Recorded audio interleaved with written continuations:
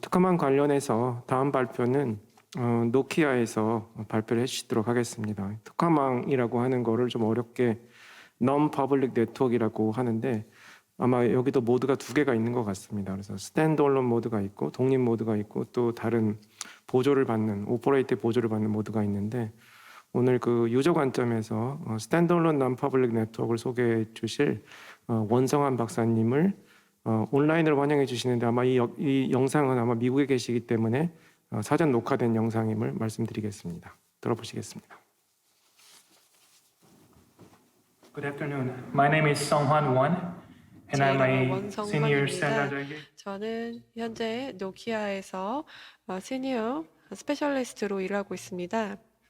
오늘 여러분들께 유저 디바이스를 통해서 어떻게 스탠드얼론 NPN, 즉 Non-Public Network에 사용을 할 수 있는지를 말씀을 드리겠습니다. 모두 다 이 NPN 엘리멘트에 접속하기 위해서 뭐가 필요한지 아실 겁니다. 일단은 전화기가 필요하고요. 그리고 또한 아이디가 필요하고요. 그리고 스탠드얼론 NPN을 접속하기 위해서 뭐가 필요할까요? 좀 더 정교하게 말씀을 드리자면 이 세 가지 질문에 대한 답을 제가 발표를 통해서 드릴 수 있도록 하겠습니다. 일단은 그 서브스크라이버의 아이디와 크레덴셜이 어디에 저장이 되느냐, 그 다음 멀티플 스탠드얼론 NPN에 대한 액세스는 어떻게 가질 수 있는가입니다. 그리고 유저 디바이스를 통해서 다양한 스탠드얼론 NPN에 액세스를 할 수 있는가, 이게 질문이라고 말씀을 드렸고요. 뭐 예를 들어서 PLMN과 그리고 로밍에 있어서 그렇게 할 수 있는지, 예를 들어서 KT 유심을 가지고 미국에 간다. 그러면 이것을 AT&T 네트워크나 버라이존이나 혹은 T모바일에 접속을 할 수가 있는가입니다. 그 다음 세 번째 질문은요. 업데이트 할 수 있느냐입니다. 서브스크라이버 아이디와 크레덴셜을 가지고 업데이트를 할 수 있느냐인데요. 사실 유심을 업데이트하는 것은 어렵습니다. 그래서 사람들은 대부분 유심을 수합을 하죠. 유심에 저장이 된 정보가 필요합니다. 그리고 또 S&P에서는 살짝 다릅니다. 이 세 가지 질문에 대해서 답을 드리기 전에 몇 가지 용어를 알려드리겠습니다. 첫 번째는 유저 이퀴먼트이고요.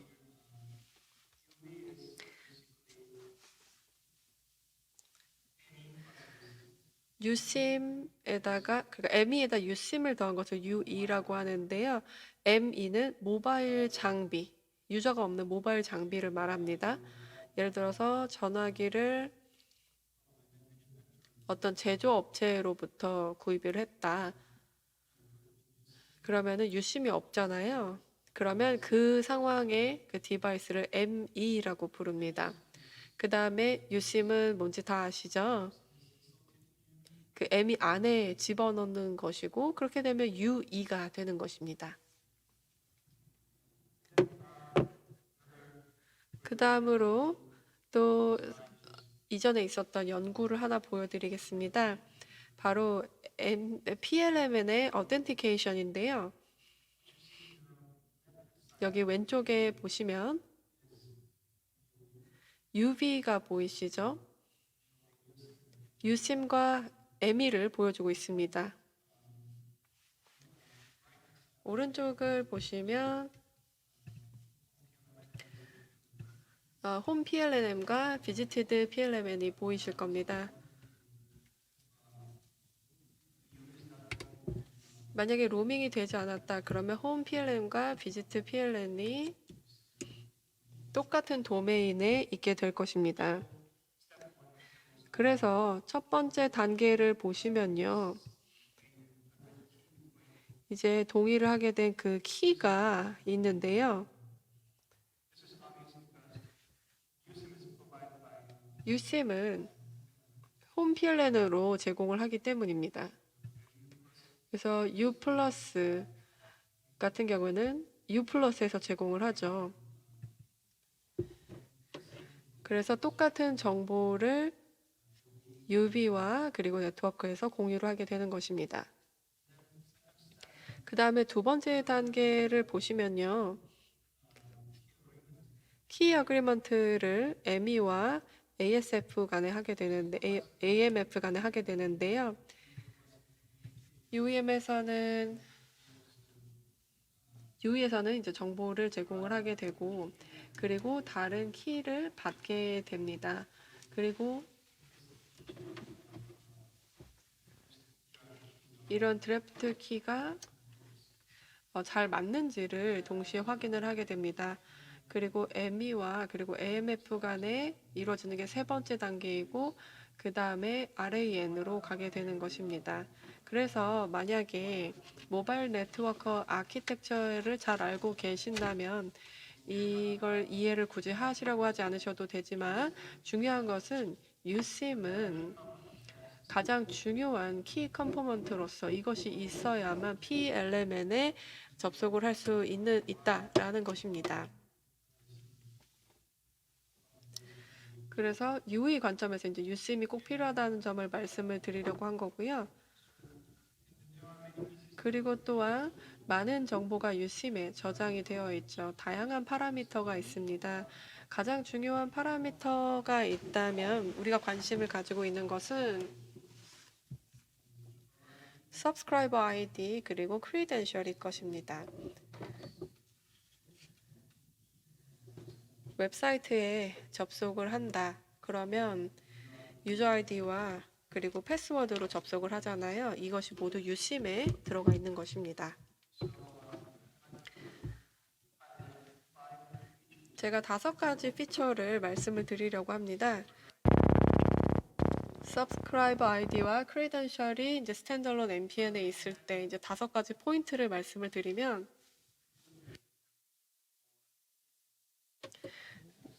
예를 들어서 SNPN 같은 경우에는 이제 USIM이나 eSIM은 필요 없다라는 것인데요. 필요하지 않은 그 이유는 몇 가지 종류의 스탠드얼론 NPN의 경우는 유저 디바이스가 액세스를 할 수 있습니다. USIM을 가지고 액세스를 할 수 있지만 그런데 그것이 꼭 의무적인 요구는 아닙니다.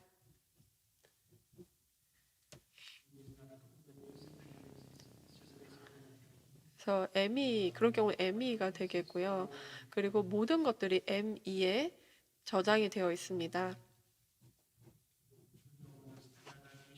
그리고 또한 SNPN이 표준화가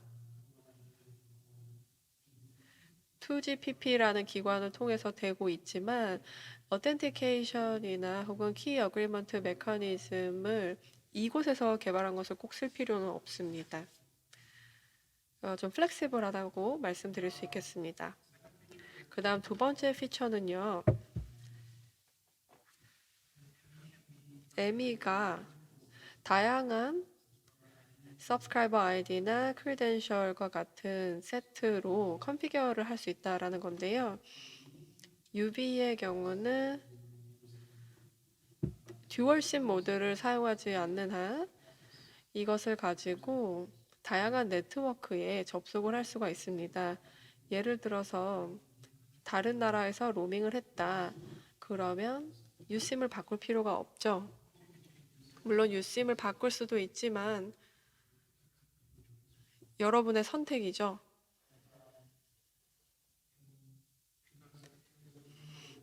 USIM을 가지고 스탠더론 NPN에 접속을 하고 그리고 유저 크레덴셜을 저장을 ME에 할 수 있지만 그럴 경우에는 다양한 세트를 컨피규레이션 하는 것이 훨씬 더 플렉시블 합니다. 이 스탠더론 npm 그리고 표준화가 있는데요. 이런 것들을 고려해서 가능하게 되었습니다. 그 다음 세 번째 피처는요.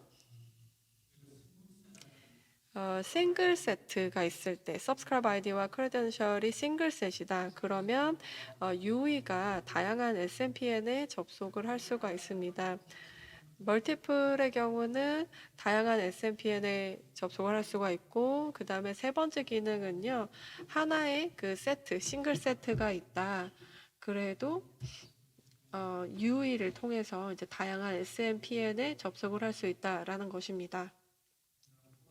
그 다음 네 번째 기능은요. 제가 이미 말씀을 드렸는데요. 크레덴셜 홀더가 PLMN이다. 그러면 subscriber ID와 크레덴셜이 USIM에 있다. 그러면 이것을 가지고 SMPN에 액세스를 할 수가 있습니다. 다음 슬라이드에서 더 말씀을 드리겠습니다. 그 다음에 다섯 번째는요. 하나 이상의 그 세트가 온보딩 SMPN에서 다운로드를 받을 수가 있다라는 것입니다. 그래서 subscriber ID와 크레덴셜을 필요하면 업데이트를 할 수 있다는 것이고요. 만약에 다양한 SMPN에 접속을 해야 된다. 그리고 서브스크립션을 사야 한다. 그러면 액세스를 할 수 있다라는 것입니다.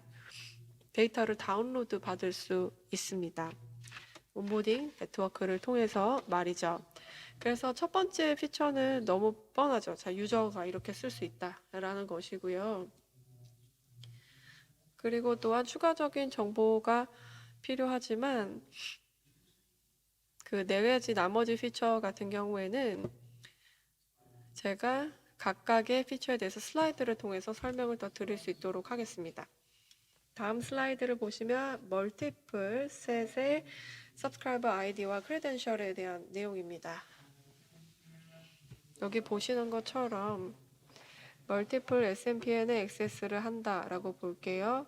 SMPN 1, 2, N 이렇게 되어 있는데요. 그러면 여러 크레덴셜 정보를 가지고 이렇게 할 수가 있습니다.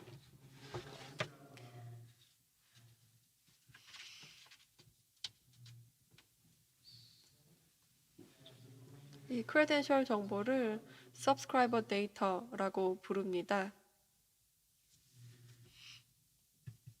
2GPP에서 그렇게 부르고요. 그 다음 슬라이드를 보시면 싱글 세트가 있는 경우라고 말씀을 드렸어요. subscriber ID와 크레덴셜이 싱글 세트이고 UE를 통해서 멀티플 SMPN에 액세스를 할 때 그런데 여기에 그 요구 사항이 있다라고 한다면 크레덴셜 홀더가 필요하다는 거예요. 그래서 이런 경우에는 멀티플 SMPN과 크레덴셜 홀더가 있어야 되고 그리고 또한 이 키들 이 subscriber ID나 아니면 크레덴셜의 경우는 크레덴셜 홀더에 의해서 제공이 되어야만 합니다. 그래서 그 PLN이 조금 다르다고 볼 수가 있겠고요. 크레덴셜 홀더가 홈 PLN으로 볼 수가 있고요. SMPN이 비지티드 PLN으로 볼 수가 있습니다. 가장 중요한 차이점은 크레덴셜 홀더가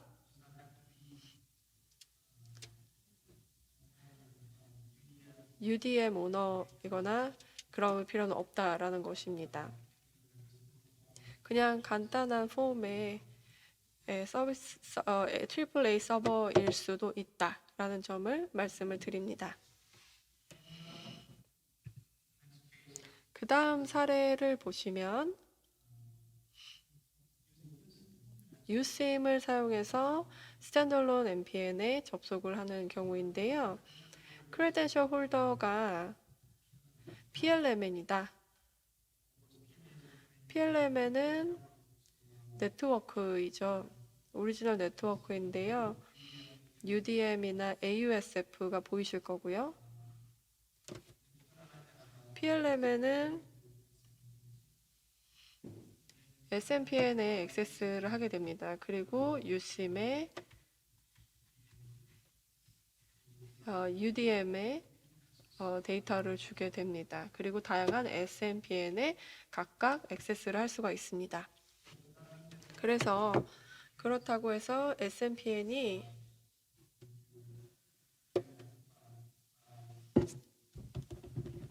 PLM ID로 아이덴티파이를 해야 된다는 것은 아닙니다.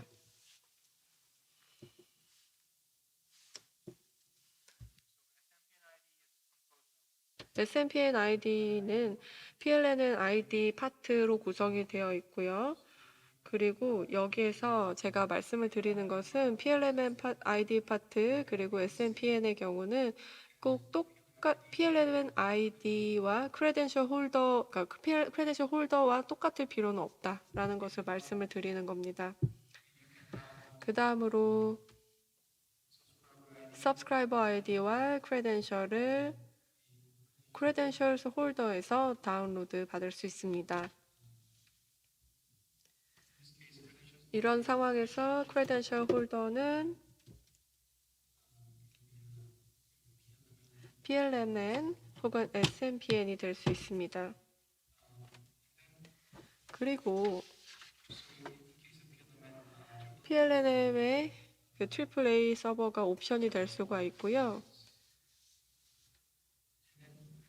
그리고 만약에 이 디바이스 그리고 ME가 온보딩 네트워크에 등록이 되어 있으면 이 온보딩 네트워크를 통해서 이 ME가 서브스크라이버 그리고 아이디와 크레덴셜 홀더로부터 다운로드 받을 수 있습니다.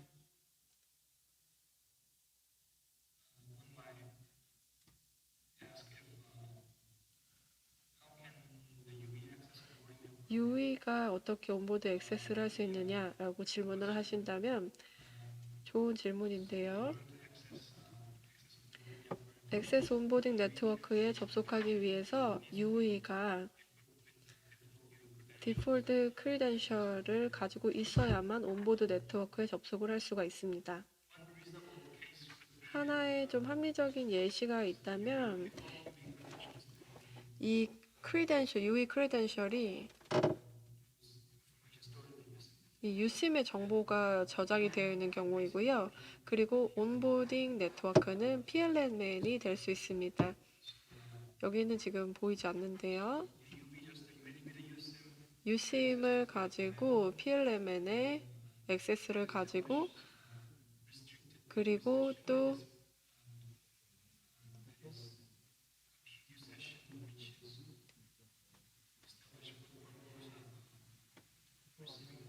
이렇게 함으로써 크레덴셜 정보만을 받을 수가 있습니다.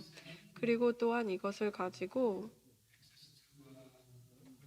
크레덴셜 홀더의 액세스를 할 수 있고 여기에서 크레덴셜을 다운로드 받고 서브스크라이버 아이디를 다운로드 받을 수 있습니다. 그렇게 하면 다양한 SMPN의 액세스를 할 수 있게 됩니다. 그 ME가 이 액세스를 다운로드를 크레덴셜 정보에서부터 받게 되는 것입니다. 네, 여기까지입니다.